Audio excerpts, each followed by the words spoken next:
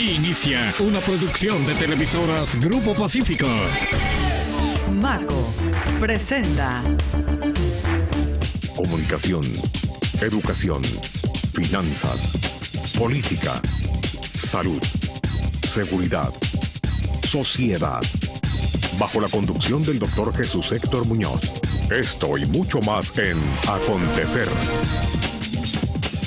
Hola, ¿qué tal? Muy buenas noches. Yo soy Héctor Muñoz y le doy la más cordial bienvenida a una edición más de su programa Acontecer. Saludo con mucho gusto al auditorio que nos ve en todo el estado de Sinaloa, en los 18 municipios, desde Ahome hasta Escuinapa. Hoy vamos a platicar con el diputado federal Óscar Lara Arechiga. Pero antes de pasar con nuestro invitado, déjenme comentarles acerca de la revista Gente. La revista Gente es una revista que trae diferentes secciones, entre ellos de sociedad, política, economía, y es una revista que usted la puede encontrar en el www.gentesinaloa.com. Bien, antes de pasar con nuestro invitado, vamos a ir un corte. No se vaya, en un minuto regresamos.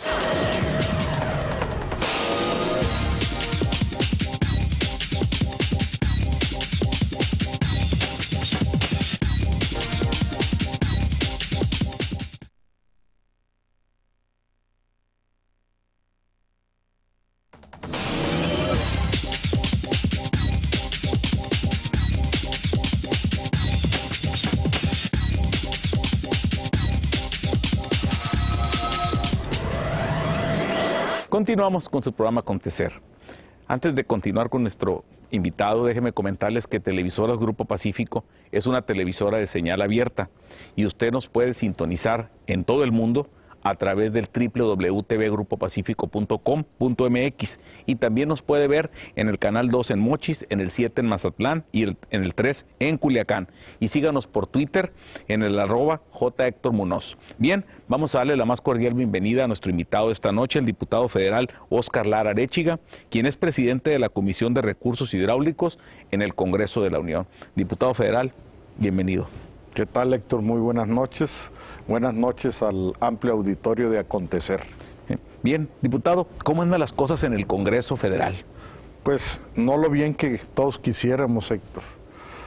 El Congreso, como cualquier grupo plural, pues tiene sus arranques y tiene sus topes. Y creo que en este momento a nivel nacional se está discutiendo muy ampliamente un tema que impacta a toda la sociedad. ¿Cuál? Y este tema tiene que ver con la reforma sendaria tan traída y paseada por todo el país. Desde hace muchos años. Desde que Vicente yo Fox, tengo 12 años en el sector público y cuando me incorporé al sector público, uno de los primeros conceptos que se escuchaba en ese tiempo era la urgencia de que México tuviera una reforma sendaria. Y en aquellas épocas recuerdo que la urgencia estaba fundada principalmente en que se nos había caído el precio del petróleo y obviamente eso estaba teniendo una gran repercusión, una grave repercusión en las finanzas públicas federales y por supuesto, como los estados y los municipios dependen en gran medida de las mismas, pues era un tema muy socorrido. Y parece que no ha pasado nada, ¿no? Parece que en esos 10 años que comentas tú del Servicio Público 12, parece que estamos hablando desde aquel tiempo ahora del mismo tema, ¿verdad? Bueno, yo diría que sí ha pasado y ha pasado mucho. Sin embargo, lo que ha pasado no es lo que México requiere, porque hay que señalar, por ejemplo, reformas como la de Pemex, en la que se hizo una reforma importante primero por allá en el 2006, el tema fiscal de Pemex. Posteriormente hubo una reforma en petróleos también en la que se adecuó su estructura corporativa para dotar a Petróleos Mexicanos de un esquema más ágil, de un esquema más ejecutivo, dijéramos. Desafortunadamente se le pusieron tantas trabas a esa reforma que hoy lo que estamos viendo es un Pemex entrampado desde el punto de vista corporativo. Oye, diputado, te interrumpo. Ahorita que estamos hablando del petróleo, de la dependencia de México sobre esos ingresos derivados del petróleo, ahorita con el incremento que se va a dar al barril de petróleo. Incluso se maneja en unos diarios internacionales que pudiera llegar hasta $200 el barril de petróleo. A mí se me hace exagerado, pero eso que aumente el precio del petróleo, ¿no nos irá a parar otra vez esa reforma fiscal porque ya tengamos dinero? Bueno, yo creo que hay que ser muy puntuales. México tiene una gran dependencia de los recursos petroleros. Tan es así que las finanzas públicas, alrededor de un 36, 38%, todo depende del precio internacional del petróleo, es la dependencia de los ingresos del gobierno federal. Sin embargo, la reforma hacendaria que México requiere no es exclusivamente en el tema del ingreso. Yo diría que es más importante en el tema del egreso. A ver. México requiere una política de gasto público eficaz, una política de gasto público que realmente focalice de manera muy efectiva el financiamiento a la solución de los problemas de nuestro país. Un ejemplo claro lo tenemos en el sector educativo, que como es bien sabido, es el sector que mayores recursos públicos demanda en el país. Y ahí vemos cómo, a pesar de los grandes esfuerzos de dinero que se han hecho hacia el sector educativo, no avanza la calidad de la educación. Luego entonces lo que tenemos que hacer es gastarlo mejor, reingeniería que nos permita gastar mejor esos recursos. Que se traduzca en calidad. Y cuando me refiero a gastar mejor es que haya educación de calidad. En ese sentido es como yo vislumbro la necesidad de una reforma hacendaria en nuestro país. Obviamente hay necesidad de recursos, por eso también lo que se requiere es que en esta reforma hacendaria, en el ámbito de lo fiscal, sea una reforma en donde se amplíe la base de contribuyentes y que a través de ese mecanismo se puedan disminuir las tasas del impuesto o de los impuestos que hoy se cobran, fundamentalmente en los que se refieren al impuesto del consumo y los impuestos al trabajo o el capital. Ahora, una pregunta, diputado. ¿Cómo anda México en cuanto al concepto de recaudación comparado con otros países? Bueno, desde el punto de vista de la OCDE, que es el grupo de países en donde más tenemos interrelación económica, pues México es el último lugar en eficiencia de recaudación fiscal con respecto al Producto Interno Bruto. ¿En qué lugar, en qué porcentaje pues andamos? Andamos en el número 40. ¿Pero el porcentaje? Y en el porcentaje varía entre el 9.2 y el 9.8, dependiendo de los ciclos económicos, pero en una tendencia andamos abajo del 10. Ese ha sido el nivel que México ocupa. Y si nosotros estamos gastando anualmente el 17 del producto, lo que sucede es que esa diferencia la estamos financiando con un recurso no renovable que es el petróleo y el otro lo estamos financiando con la deuda o bien con parte de la seguridad social que a todos los mexicanos, contribuimos a ella. Bien, antes de irnos al corte, diputado, los países los que ocupan el primero o segundo lugar en cuanto a recaudación, ¿cuánto andan en porcentaje de la misma? Bueno, hay países que tienen porcentajes arriba del 30% y son fundamentalmente los países europeos, sobre todo los del norte de Europa, en donde tienen una tasa al consumo entre el 21 y el 23%. Están al doble casi que nosotros. Entonces, pero además tienen en el ámbito del impuesto sobre la renta a las personas físicas también tienen unas tasas mucho más elevadas que el 35% que hoy tiene nuestro país. Sin embargo, esos países se caracterizan por ser los países del bienestar que se les ha dado en llamar, como puede ser Noruega, que es un país que tiene características muy similares a las nuestras desde el punto de vista de que son unos grandes dependientes de los ingresos petroleros, pero ellos, a diferencia de México, han constituido reservas muy importantes que les permiten enfrentar choques petroleros, no como el que estamos viviendo hoy, sino a la inversa, que se caigan los ingresos. Ok, bien, vamos a un corte, en un minuto regresamos, no se vaya.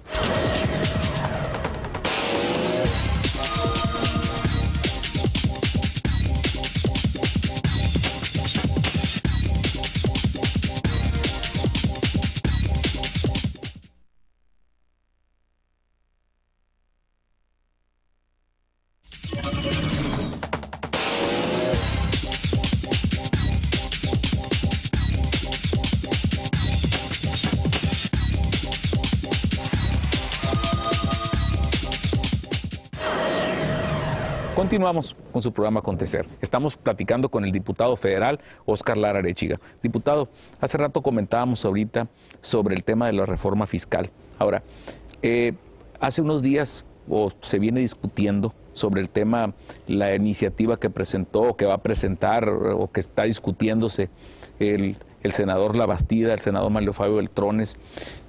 ¿Cuál es tu opinión al respecto? Mira, Héctor, yo he estado participando de manera muy directa en el análisis de esa iniciativa. Yo, como miembro de la Comisión de Presupuesto de la Cámara de Diputados e integrante del Grupo Económico del PRI, fui comisionado por mi partido para ser parte del grupo de análisis. Y nosotros, en la Cámara de Diputados, lo que observamos con respecto a esa iniciativa es que, en primer lugar, cumple mucho de las expectativas que el ciudadano mexicano ha venido planteando en el pasado. ¿Y en qué consiste? En primer lugar, es una iniciativa que le introduce el tema de la facilidad al sistema fiscal. Siempre hemos escuchado la queja de que pagar los impuestos en México es muy difícil. Hoy el planteamiento está en simplificar el régimen fiscal en México a través de, primero, en lo que conocemos inicialmente como pequeños contribuyentes. Se está quitando el tope de 4 millones que hay hoy a los repecos. Este tope se sube a 20 millones y se establece una tasa flat del 5% sobre los ingresos, dando unas facilidades administrativas muy importantes para que todos estos contribuyentes, que son los más en el sistema fiscal mexicano, puedan cumplir con sus contribuciones de una manera más fácil. Una pregunta, y sobre todo seguramente el auditorio que nos ve en todo el estado, pues seguramente se está haciendo esta pregunta. Por ejemplo, aquella persona pues que tiene una senaduría, que tiene un pequeño taller, o que estaba en la informalidad con pues una taquería, vaya. Esta persona, ¿cómo va a pagar sus impuestos? Ella va a pagar en una tasa del 5%, con respecto a sus ingresos totales. Y el tope para estar en este régimen fiscal es que sus ingresos no superen los 20 millones de pesos en el ejercicio fiscal anterior. Adicionalmente, se le está introduciendo a la economía la posibilidad de un impuesto al consumo más fácil también, que en hay que desglosar eso porque está interesante. Este impuesto, que es el IVA, el que todos conocemos como el IVA y que hoy tiene 4 tasas, 16 en la normal, 12 en la frontera, exento en algunas actividades y tasa 0 en otro.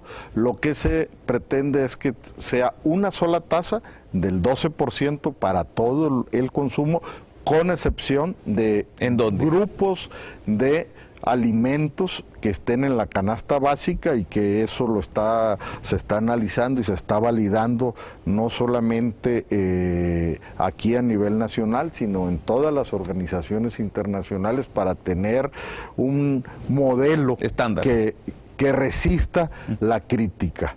Y por el otro lado, en cuanto a las medicinas, pues todo aquello que esté dentro del cuadro básico del sistema de salud mexicano, esos dos conceptos quedarían al margen del impuesto y continuarían con la tasa 0. O sea, no van a pagar impuesto. Como hoy existen, sin impuestos. Lo interesante aquí es que se le agrega un impuesto de control para que todo aquel contribuyente que cuente con registro, o todo aquel ciudadano más bien, que cuente con registro ante Hacienda, pueda recuperar un 3% que se le va a montar a el IVA. En realidad el IVA para aquella gente que no sea contribuyente va a ser el 15%.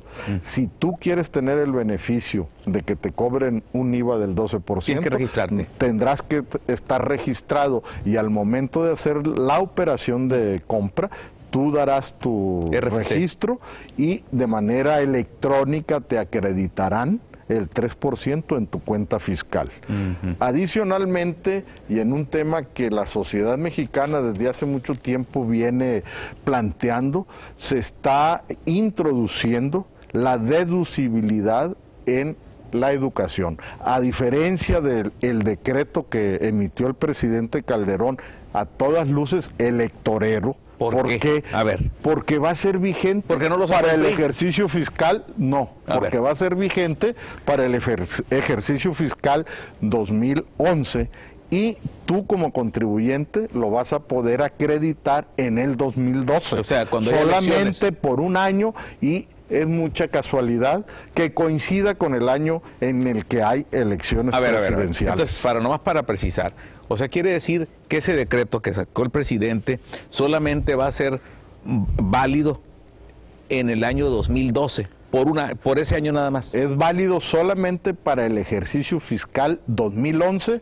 pero como las personas físicas hacemos nuestras declaraciones en el mes de abril, cuando lo vamos a utilizar en realidad va a ser en el mes de abril del 2012. Cuando hay elecciones. Cuando hay elecciones. Por eso la reforma, y que hay que dejarlo muy claro. Preciso. Y preciso, cuando esta reforma se dio a conocer por parte de los senadores del PRI, coordinados por el senador Beltrones, se planteó que se debería de hacer la reforma en el sistema fiscal para hacer deducibles el gasto en educación, y no solamente hasta preparatoria, sino incluyendo las carreras profesionales. Bien, bien. Vamos a ir a un corte. En un minuto regresamos. No se vaya.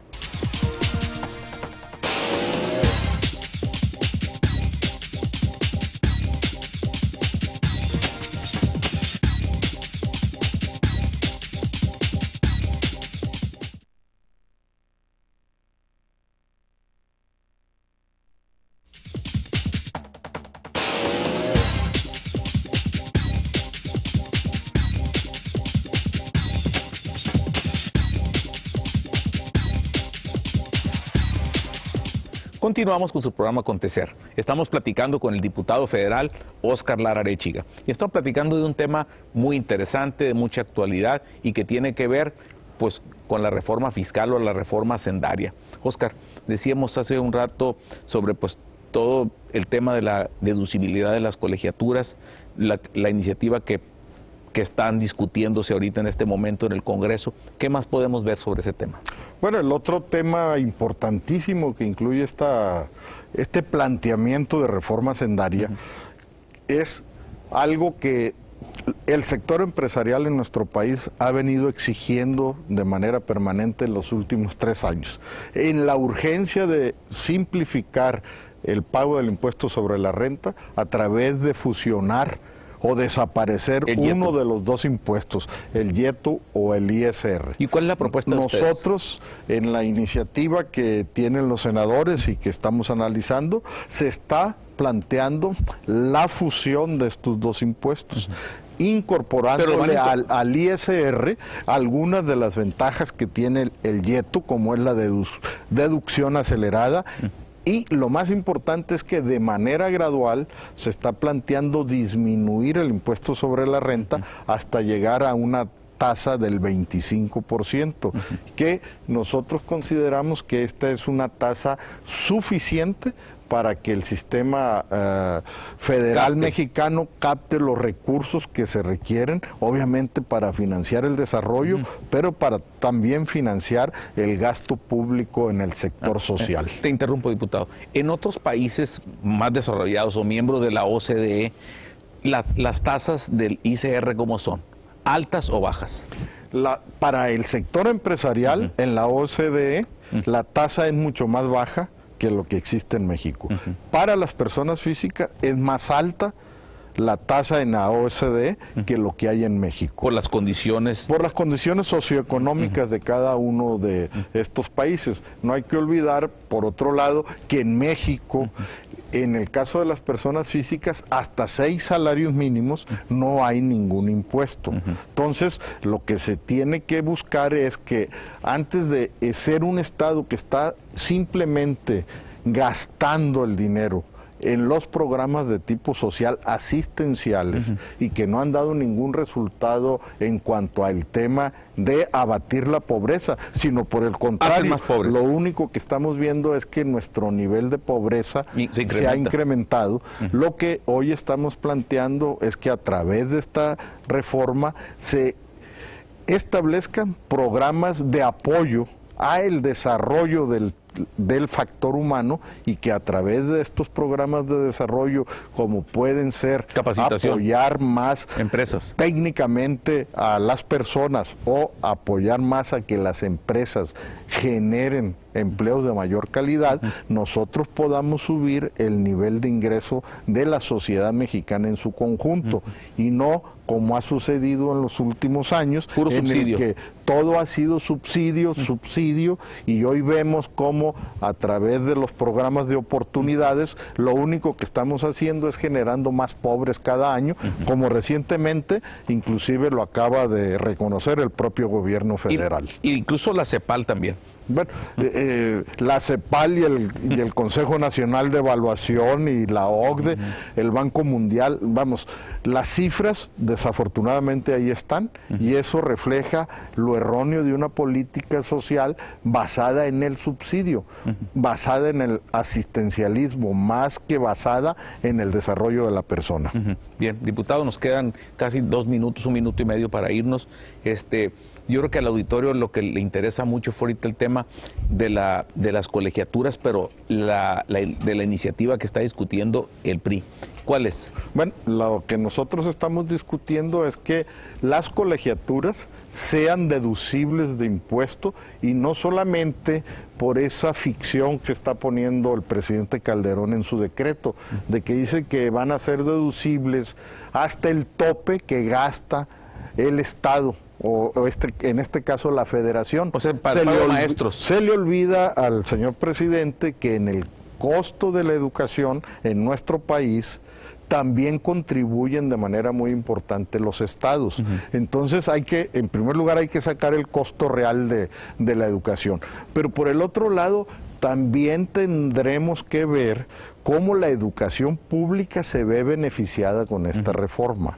Y es aquí en donde hay que analizar cuánto le cuesta a los padres de familia que tienen sus hijos en el sector público mantenerlos en la escuela a través de los distintos cobros que les hacen y ver un mecanismo que les permita a ellos compensar esos costos contra sus impuestos. Pero además también tendremos que ver cómo a través de una política de gasto público mejoramos la calidad de la educación, como te señalaba hace un momento, en el que no solamente es tema de egresos, sino que también es tema de resultados y estos dependen de la calidad de la educación. Bien, pues diputado, hemos llegado al final del programa. Un tema muy interesante, un tema que da para mucho. La verdad se nos fue muy rápido el tiempo. Te vamos a comprometer, diputado Oscar Lara, a que nos acompañes en otro programa. Bien, le agradecemos a los televidentes que nos acompañaron en una edición más de su programa Acontecer y esperamos vernos en la próxima con un tema más interesante. Le agradecemos al diputado federal Oscar Lara su presencia aquí. Yo soy Héctor Muñoz y este fue su programa Acontecer.